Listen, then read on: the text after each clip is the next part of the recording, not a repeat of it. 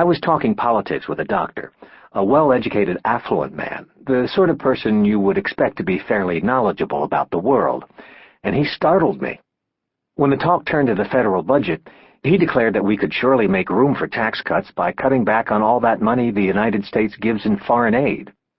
For the record, about 0.6% of the federal budget goes to foreign aid, and half of that consists of military assistance to our allies.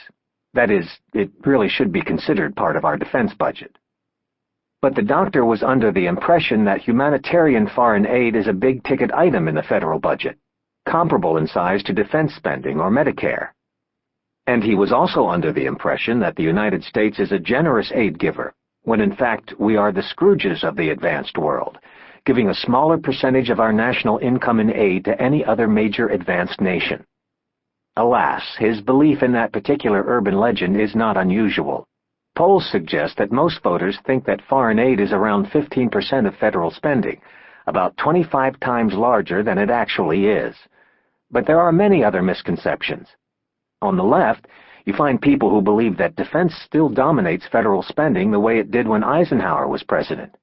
On the right, you find people who believe that a large share of their hard-earned money goes to support welfare queens driving Cadillacs. If we want to discuss tax cuts rationally, we have to start with a realistic picture of the federal budget. Where does the money come from? Where does it go? And how should we think about the government's role in our society? Taking it in, the federal tax system. There are lots of federal taxes, but 3 taxes, the income tax, the payroll tax, and the corporate profits tax, account for the bulk of the revenues. Let's look at each of them in turn. The income tax. The biggest tax, of course, though not by much, is the one that comes due every April 15th. Last year, the income tax collected just over $1 trillion. In the 1980s, it seemed as if the income tax might actually fall into second place, behind the payroll tax. During the Reagan administration, income tax rates were greatly reduced, while payroll tax rates went up sharply. But income tax receipts rose rapidly during the 1990s, for several reasons. Bill Clinton partially reversed the Reagan tax cut, raising tax rates on high-income taxpayers in 1993. The tax take also grew along with the economy. But there were 2 other reasons why the income tax has been providing Washington with a lot of revenue lately: growing income inequality and a booming stock market. Increasing income inequality is good for income tax revenues because the income tax is highly progressive. It is structured so that families with high incomes pay a much larger share of their income in income taxes than families with low incomes.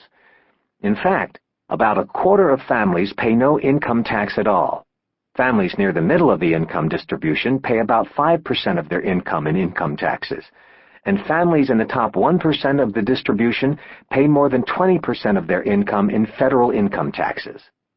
Now, for the past 2 decades, for reasons that are much debated, the distribution of income in the United States has become increasingly unequal.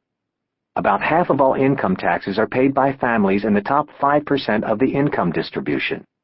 Between 1990 and 1999, while the real income of the average family rose only 15%, the real income of the top 5% rose 35%.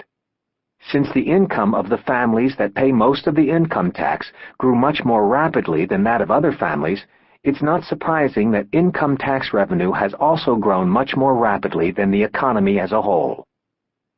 The other big source of surging income tax receipts has been a soaring stock market. Capital gains, the money people make by reselling stocks at prices higher than they originally paid, count as taxable income. And since almost anyone who sold a stock during the great bull market of the 1990s sold it for a much higher price than he or she originally paid, taxes on capital gains contributed mightily to federal coffers. As you may have noticed, things have changed on that front, but the fiscal results of the bear market